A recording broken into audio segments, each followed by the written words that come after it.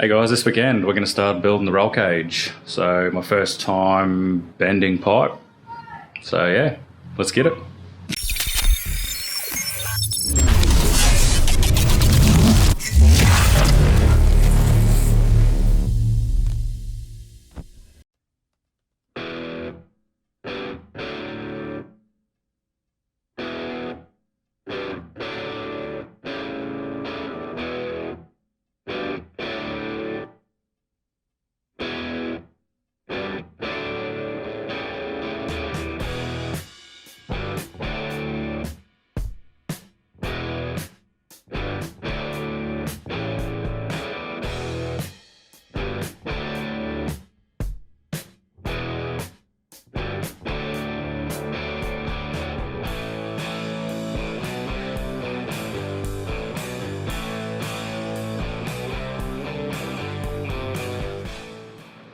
Righto guys, details of the big bender I use for the roll cage. So going as cheap as possible.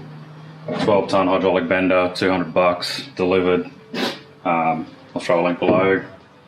Does from 2 inch 50 mil all the way down to 1/2 inch, and there's about 6 different sizes in between that.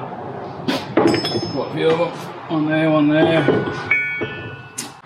So the pipe I was using was 40 nominal bore for the big one, in a light, which is the wall thickness, and then 32 nominal bore I think is in the extra light.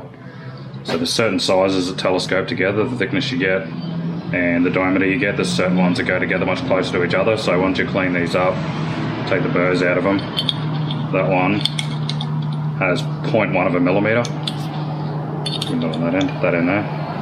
So you can see it just goes inside. So you clean it up and you can just tap it in there, and then you got two pipes that telescope together. So I don't know if you've seen it in the video, but all the joints, the roll cage is the big pipe, and then inside all the joints I've got, you know, a certain distance of small pipe inside that I tacked, and then to beef up that joint to try and make it a bit stronger to allow for my dodgy workmanship.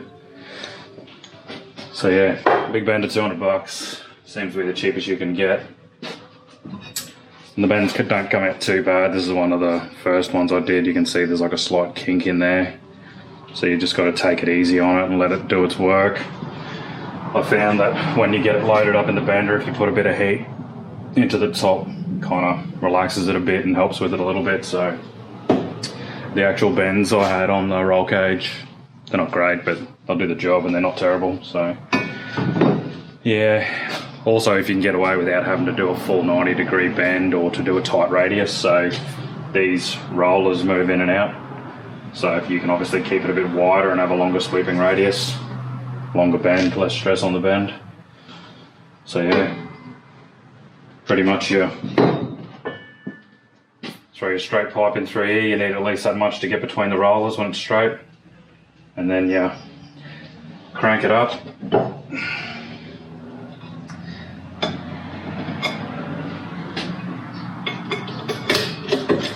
Crank it up until it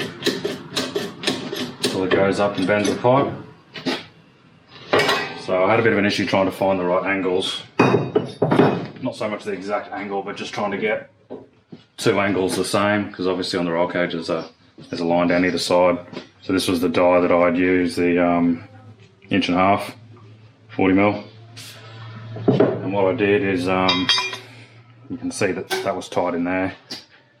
So halfway through your bend, you can stop, let the pressure off, take it out, and then I was taking it out while it was in the bender.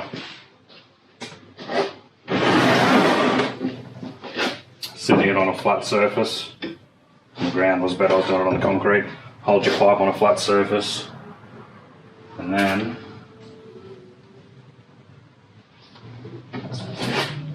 what's the problem when you buy magnetic tools?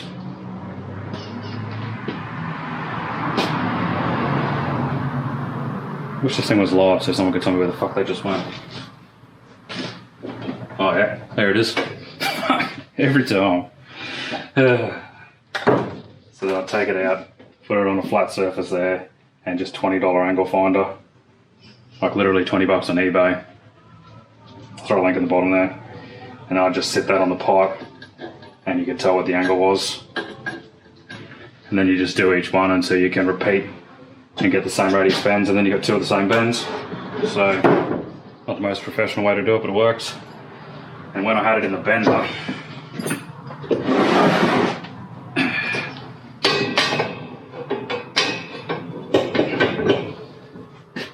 when it was in there, if you got the extra dollars, maybe get a hydraulic one.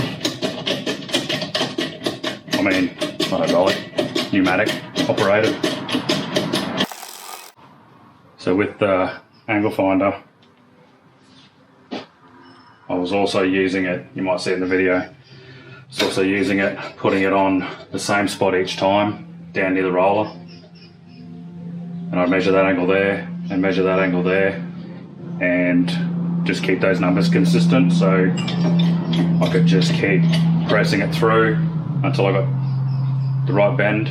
And then when I do the next bend, I just press, get the same numbers, take it out, and then it was pretty much spot on when I checked it on the bench. So, dodgy way to get repeatable bends.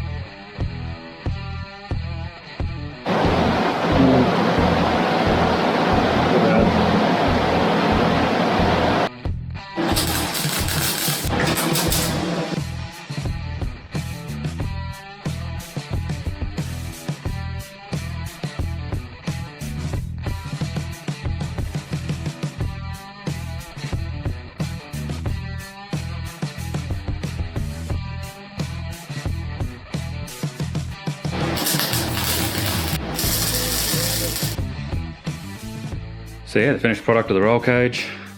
Cleaning all the welds up. I'll probably still flappy wheel them so they come up nice and neat when I paint it, but you know, all fully welded. The bends, you know, pretty much no kinking in there. Tiny little dimple in that one being a, I don't know, they were the first ones I did, I think. The front ones, no dimple at all, so pretty happy with that. Maybe a little bit more bracing to do in the back. I've got some pretty thick plate down in there, but I'll probably put a little bit more bracing there. I've still got to fully weld these out. So that's the backrest for the seat. And I still need to work out what I'm going to do up the top, because I want probably another brace there and another brace there. So I can also do some sort of roof panel, because I think if it ends up making it and this thing actually works, I'll put a solar panel up the top so I can run camera charge gear for my drone, and maybe a fridge if I camp somewhere overnight. Maybe some sort of brace down the front as well, just to stiffen up this support, because all the weight of the cage is on this. I don't know if I showed this in the other video.